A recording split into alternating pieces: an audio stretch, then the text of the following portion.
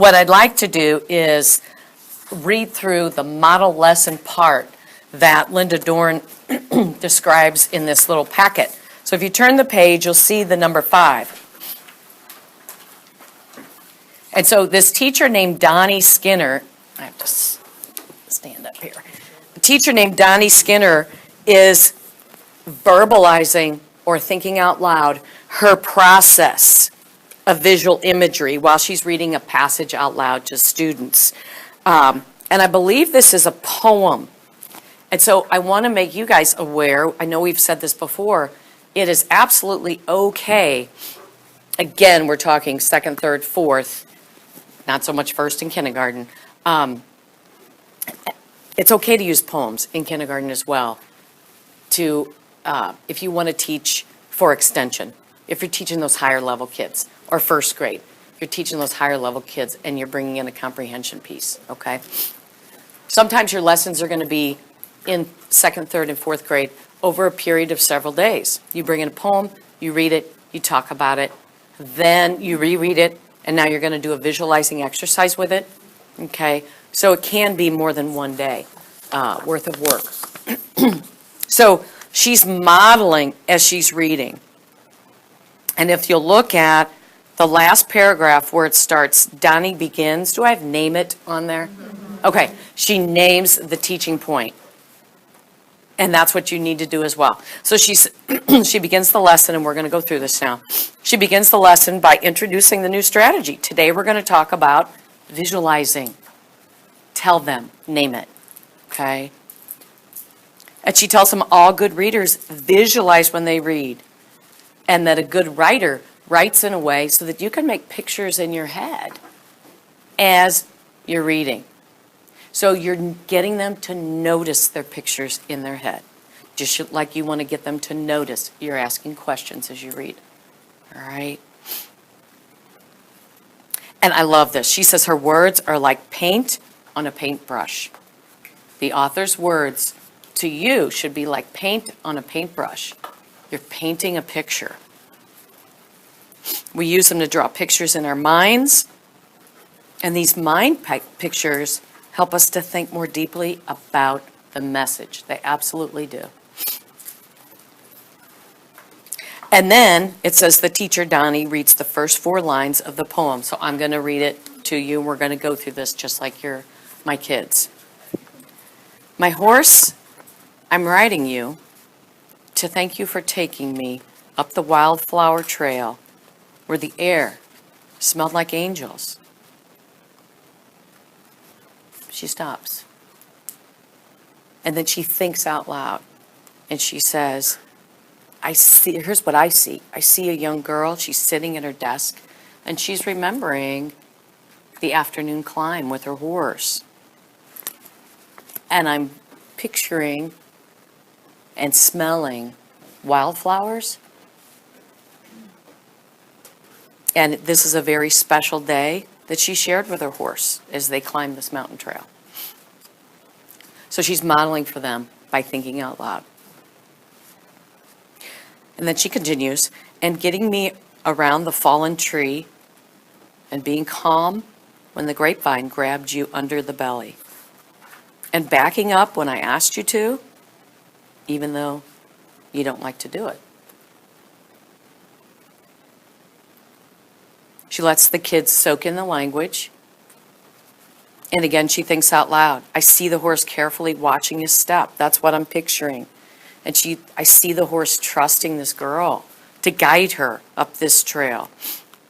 And he's going to listen to her commands, even though he doesn't want to. And she senses some teamwork. It's kind of a dance, she tells the kids. Okay? And how many of you have schema regarding horses? Okay. How many of you don't really understand why does the horse not want to back up? What's the big deal? Why would a horse not want to back up? Those of you that have schema of horses. They can't see. When you'll notice, in races, they put the blinders on. That's where the term blinders comes from. Horses have big eyes on the sides of their heads because they're animals of prey, This is the schema I have, and I'm going to talk too much about horses because I love them. And I know that when they're being grabbed under their belly by something, a lot of times they're going to rear up. They don't like it. They're animals of prey. So I know that this horse is really, really tame and trusts this girl. Okay. So then she continues to read, "Thank you for bringing me home when I got kind of lost up there on the mountain. And thank you for standing still as a tree trunk when we met up with the skunk." It's not easy. So then you'll notice I have the active engagement piece here. This is where you ask, now you've modeled your thinking, and now you're going to ask the kids to do it. Okay? So Donnie stops and she ponders. The teacher stops and thinks about what the author's words are saying, and she says, "I feel the bond. I feel the bond between this girl and the horse, a loving horse whose goal is to protect the girl and bring her home safely. Even when a black and white skunk brushes against them." So she's visualizing, she's showing them what she's picturing. Picturing a black and white skunk, I know it's black and white, brushing against them. And then she says, "Close your eyes and imagine this scene. Think about what pictures you're visualizing. Close your eyes, listen." And then she reads, "I promise I will bring you wild pears like the deer eat, and shampoo your mane and tail, and never let your water go dry again." Which tells me she let it go dry once before, which is not a happy thing. So this is the gradual release part. This is where you're now releasing the students to do their own thinking. Okay? And the kids say, she says, "What are you visualizing? What are you picturing here? What are you thinking?" And one says, "I can see her sitting at her desk, and she's trying to explain on paper how much she loves this horse. She feels grateful to him. It's like their time together on the mountain has changed her inside." It's changed me just reading it. You know, it makes me want to go get on a horse. Another student says, "It almost seems like she feels guilty. The horse took such good care of her on the mountain." And they can picture the girl shampooing his mane and tail. You can picture that. Seems simple. Okay, it seems simple. But if you don't ask the kids and you don't direct them through this in a modeling sort of way, then a lot of them are going to fall through the cracks. Many of them learn in spite of you, in spite of me. The ones that were really, really doing this far is those kids that have not been exposed to it yet. Okay? And so she reads on, "I'm not a perfect human.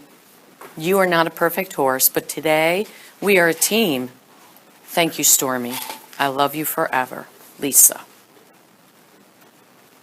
And notice I put restates, because now she restates her teaching point. And she says, you are using a visualization strategy. You've got to remind them what they're doing. Just like I wrote monitoring on the board, or it's on the board, I don't think I'll be able to get it off with dry erase spray. It's been on there so long. Now the kids know it, but they needed it. They needed that repetition. So you have to restate that teaching point, and you come in the next day and say it again. Remember, we're working on visualizing. Okay, here's what we're going to do to practice it today. All right.